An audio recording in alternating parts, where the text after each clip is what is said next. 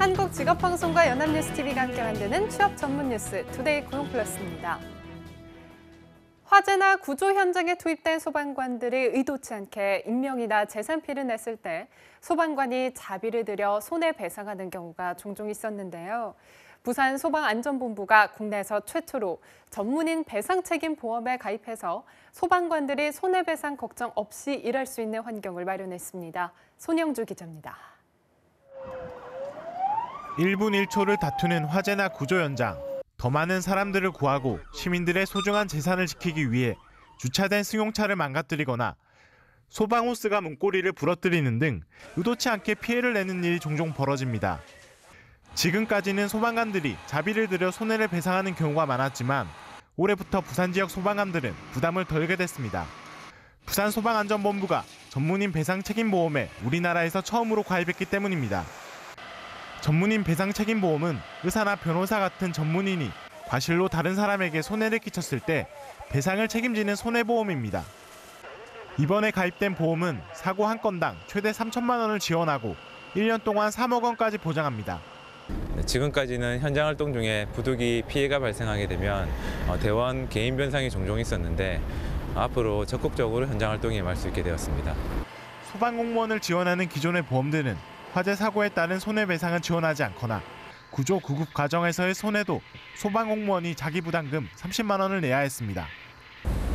그동안 이제 소방관장 인식 때문에 보험사들이 위험 인수를 하지 않으려고 해서 보험 성립 안 했는데 저희가 여러 가지로 노력해서 해외 보험사도 타진하고 해서 이번에 협업 형태로 해가지고 보험 상품을 성립하게 됐습니다.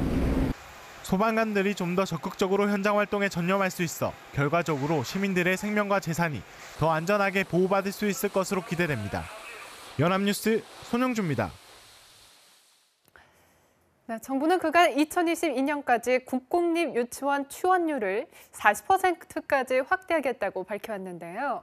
올해부터 5년간 매년 500개 이상의 학급을 신설한다는 세부 계획을 내놨습니다. 김수강 기자입니다. 앞으로 국공립 유치원이 매년 500학급씩 늘어납니다.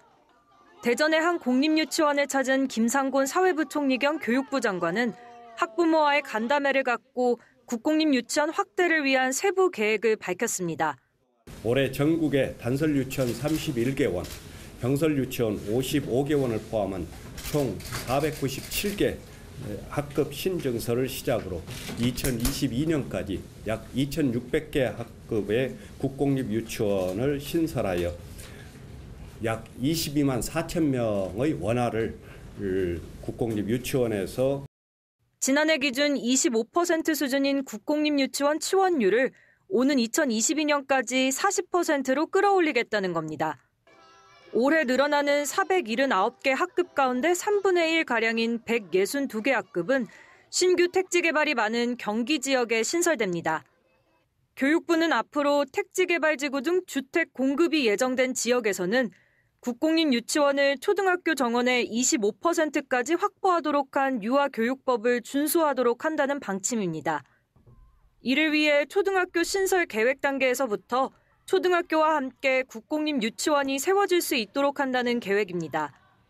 또 학교 용지 확보 등에 관한 특례법 개정을 추진해 공립 유치원도 학교 용지를 무상으로 제공받을 수 있도록 추진합니다. 아울러 국공립 유치원 취원율이 20% 미만인 지역을 우선 지원하는 한편 지역 내에 부지 확보가 어려운 경우에는 초등학교 내 활용이 가능한 교실을 이용한다는 방침입니다. 연합뉴스TV 김수강입니다. 여직원 사내 성추행 논란으로 물의를 빚은 한 셈이 불법으로 임산부에게 야간 휴일 근무를 시킨 사실이 고용노동부 근로감독 결과 드러났습니다. 고용부에 따르면 한 셈은 임산부 16명에게 고용부 장관의 인가를 받지 않고 야간 근무와 휴일 근무를 시켰고 27명에게는 시간 외 근로 한도를 초과해 연장 근로를 시킨 것으로 밝혀졌습니다. 고용부는 사업주를 검찰의 기소 의견으로 송치할 방침입니다. 한 셈은 사내 성추행 논란이 불거지자 지난해 11월부터 근로감독을 받고 있습니다. 국세청이 작년에 이어 네 번째 부동산 탈세 기획조사를 진행 중입니다. 편법 증여가 핵심 조사 대상 중 하나인데 조사 시작 한 달도 안 돼서 공직자, 은행 지점장, 대기업 임원 등 다양한 계층이 자녀들에게 세금 없이 부의 대물림을 시도하다가 적발됐습니다. 박진영 기자입니다. 지난해 8월 이후 국세청은 4차례에 걸쳐 기획 세무조사를 진행 중입니다. 지난달에는 자금 출처가 수상한 서울 지역 아파트 거래를 대상으로 칼을 빼들었는데 벌써부터 변칙 증여와 탈세 사례가 쏟아져 나오고 있습니다. 적발된 사례들은 직업도 방법도 가지가지였습니다. 60대 공직자 A씨는 음식점을 하는 아들에게 상가 건물 취득 자금을 눈에 띄지 않게 현금으로 증여했다 들통이 났습니다. 아들은 증여세를 내지 않은 아버지 돈에 음식점 매출을 누락해 소득세까지 탈루하며 마련한 돈으로 고가 상가 건물을 사들였습니다. 은행 지점장 B씨는 자신의 부동산을 담보로 은행 대출을 받아 소득이 없는 아들에게 줘 상가 건물을 사들이게 했다 적발됐고, 대기업 임원 C씨는 담보대출로 고액의 상가 건물을 두 딸과 공동 명의로 산 뒤 임대 수입을 두 딸에게 지분 이상으로 줘 대출금을 갚도록 했습니다. 편법 증여 감시망이 강화됐음에도 이렇게 변칙 증여가 속출하자 국세청은 이달 말까지인 대기업 대자산가 변칙 상속 증여 검증 태스크포스 운영을 6월 말까지 연장하기로 했습니다. 또 가격 급등 지역 고가 아파트 거래 전수 분석이 끝나는 대로 탈세 혐의가 발견되면 예외 없이 세무조사 대상자로 선정해 다음 달부터 조사에 들어갈 계획입니다. 연합뉴스TV 박진영입니다. 네, 올해부터 청소 경비원이나 조리사, 매장 판매원 등은 월 급여가 210만 원 이하면 일자리 안정자금 지원을 받을 수 있게 됩니다. 정부는 국세기본법과 소득세법, 법인세법, 종래 특례 제한법 등의 13개 세법 시행규칙을 이 같은 내용을 담아 개정 추진한다고 밝혔습니다. 지금까지는 초과 근로수당을 포함해 월급 190만 원 미만만 일자리 안정자금을 받을 수 있었지만 월 수령액이 이를 넘어도 초과 근로수당이 월 20만 원 이내면 지원을 받을 수 있게 되는 겁니다. 한편 국세나 관세 과다 징수액을 돌려줄 때 더해주는 가산금 금리는 1.6%에서 1.8%로 인상됩니다. 네, 이제 곧 설 연휴죠. 설 연휴에 고향 가시려고 준비하시는 분들 많으실 겁니다. 운전해서 가시는 분이라면 언제 가야 좀 덜 밀릴지가 최대 관심일 텐데요. 이번 설 귀성길은 연휴 첫날인 15일 오전에, 귀경길은 설 당일인 16일 오후에 가장 혼잡할 것으로 보입니다. 배삼진 기자입니다. 이번 연휴 기간 동안 도로가 가장 붐빌 것으로 예상되는 날은 설 당일인 16일입니다. 이동 인원 중 85%는 승용차를, 10%는 버스를 이용할 예정인데요. 서울에서 지방으로 향하는 귀성객이 도로로 가장 많이 몰릴 것으로 예상되는 시간은 연휴 첫날인 15일 오전입니다. 전체 귀성객의 34%가 이 시간대에 몰릴 전망인데요. 이어 설 당일인 16일 오후, 설 다음 날인 17일 오전 순으로 이동 인원이 많을 것으로 보입니다. 이 도로별로는 경부선과 서해안, 영동선이 오전 6시에서 9시 사이에 정체가 가장 심할 것으로 예측됐습니다. 이번 연휴 기간에는 고속도로 통행료 면제 덕에 이용객이 늘어 지난해보다 소요 시간이 최대 40분 정도 증가할 것으로 보이는데요. 귀성길 소요 예상 시간은 서울에서 대전은 4시간 20분, 부산은 7시간 20분, 광주는 6시간 반, 목포까지는 7시간 정도 걸립니다. 서울 강릉의 경우 평창 동계올림픽 영향으로 영동권의 교통이 집중되면서 서울 강릉은 5시간에서 최대 7시간 반 정도 소요됩니다. 서울로 올라오는 길 살펴보겠습니다. 설 연휴 사흘째 토요일 오후 27%가 몰려서 경체가 극에 달하고 설날 당일 오후 18일 일요일 오후 순으로 혼잡도가 높을 것으로 조사됐습니다. 설날 당일은 오후 1~2시 사이가 가장 붐빌 것으로 보이는데 다음 날 새벽 1~2시 이후 잠시 교통정체가 풀렸다가 17일 오전 7시부터 다시 혼잡이 시작될 것으로 보입니다. 서울 도착 기준 부산에서는 7시간 반, 광주에서는 5시간 50분, 목포에서는 6시간 30분이 걸릴 것으로 분석됐습니다. 마찬가지로 영동권은 올림픽의 영향으로 강릉에서 서울은 4시간 30분에서 최대 7시간이 걸려서 지난해보다 1시간 10분에서 3시간 40분 정도 추가 소요될 예정입니다. 한편 16일에서 17일에는 서울 시내버스와 수도권 전철 운행이 다음 날 새벽 2시까지 연장 운행됩니다. 이번 연휴에도 교통 단속이 강화되는데요. 경찰 헬기와 암행 순찰차, 무인 비행선뿐 아니라 드론까지 투입돼서 지정차로 위반과 난폭 운전 등 위법 행위 단속이 있을 예정입니다. 연합뉴스TV 배삼진입니다. 박삼구 금호아시아나그룹 회장이 최근에 불거진 아시아나 여승무원들과의 신체 접촉 논란에 대해서 사과했습니다. 박 회장은 지난 12일 아시아나항공 인트라넷에 올린 글에서 최근 논란에 대해 내 불찰이고 책임이라며 불편함을 겪은 직원들에게 진심으로 사과한다고 밝혔습니다. 또 이번 사태를 보면서 직원들 간의 갈등과 반목이 생기지 않을까 걱정된다며 모든 책임은 나에게 있는 만큼 서로 이해하는 아름다운 사람들이 될 수 있기를 기원한다고 덧붙였습니다. 평창 동계올림픽 개회식에서 드론으로 공중에 오륜기를 만드는 모습은 한국의 IT 기술을 전 세계에 제대로 보여줬는데요. 이번에는 세계 최초로 사람의 조종 없이 스스로 스키를 타는 로봇들끼리 대회를 열었습니다. 김보윤 기자입니다. 동계올림픽 종목인 알파인 스키 경기장을 쏙 빼닮은 대회장. 출발선에는 사람이 아니라 스키를 쉬는 로봇이 서 있습니다.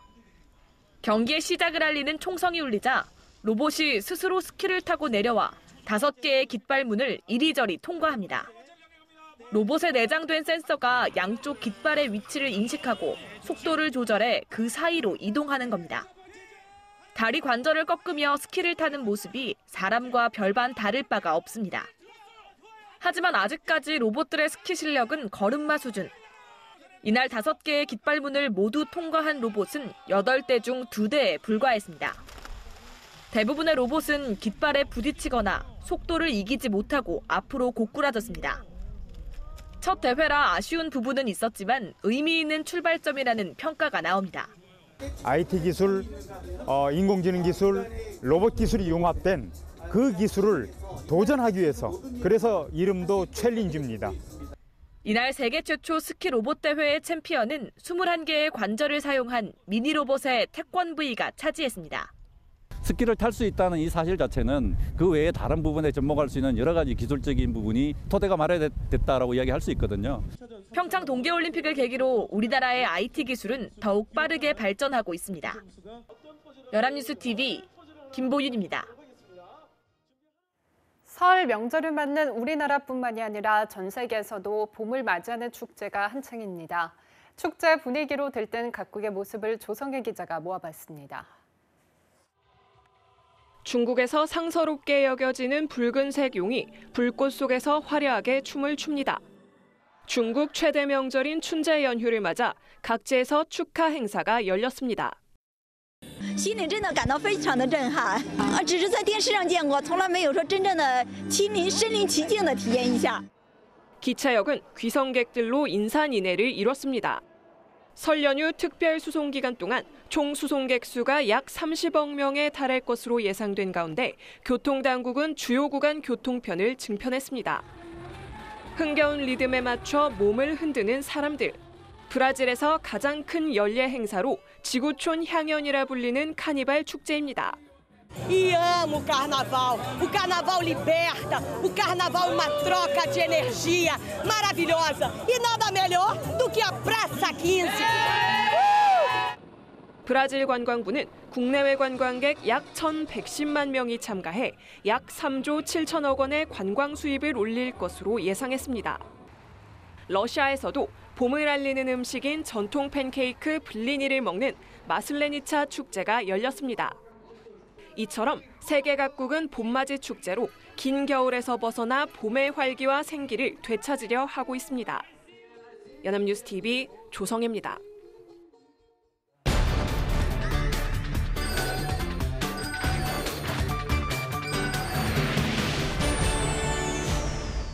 네, 사회적으로 핫한 이슈를 키워드로 알아보는 핫키워드 시간입니다. 구보나 캐스터와 함께합니다. 안녕하세요. 안녕하세요. 핫키워드 시간입니다. 얼마 전 천문학적인 수익을 올려주겠다며 수백억 원을 가로챈 사기단이 적발이 됐습니다. 투자자들을 울리고 취준생들을 범죄의 늪에 빠뜨린 사기단의 정체, 유사투자 자문업체에 대해서 알아보겠습니다. 네, 최근 고수익의 신화를 바라며 비트코인에 뒤늦게 뛰어들었다가 낭패를 보는 사람들이 많아졌잖아요. 이 유사 투자 자문업체도 그러한 경우인가요? 그런 건 아닙니다. 이 유사 투자 자문업체란 소정의 회비를 받고 인터넷 카페나 메신저, 또 방송 등을 통해서 증권 투자와 관련한 정보를 제공해주는 회사를 뜻합니다. 일반 투자 자문업체처럼 1:1 투자 자문을 하는 것은 불법이기 때문에 주로 온라인이나 입소문을 통해서 회원을 받고 투자 자문을 해주는 방식입니다. 네, 그렇군요. 그런데 증권 투자에 대해서 잘 모르는 사람들이라면 이러한 유사 투자 자문업체 정보가 유용할 것 같은데 왜 문제가 되는 건가요? 네, 이 문제는 운용 방식입니다. 이번에 적발된 업체의 경우 모 투자 클럽을 운영하면서 누적 수익률 4,805%를 달성했다는 허위 후기를 작성해서 사람들을 끌어모았습니다. 후기를 보고 이 투자 클럽에 가입한 사람만 14만 명이었다고 하는데요. 이 사기업체는 여기서 그치지 않고 유료 회원으로 전환하면 투자 손실 없이 더 높은 수익을 올릴 수 있다며 1,800만 원에 달하는 회원권을 팔았다고 하고 또 여기에 속은 사람이 무려 14,713명이나 됐다고 합니다. 예, 그렇군요. 4,805%면 말도 안 되게 높은 수익률이잖아요. 게다가 회원비도 수천만 원에 달하는데 사실 투자를 하기 전에 한 번쯤은 의심해 볼 수 있었지 않았을까 싶은데요.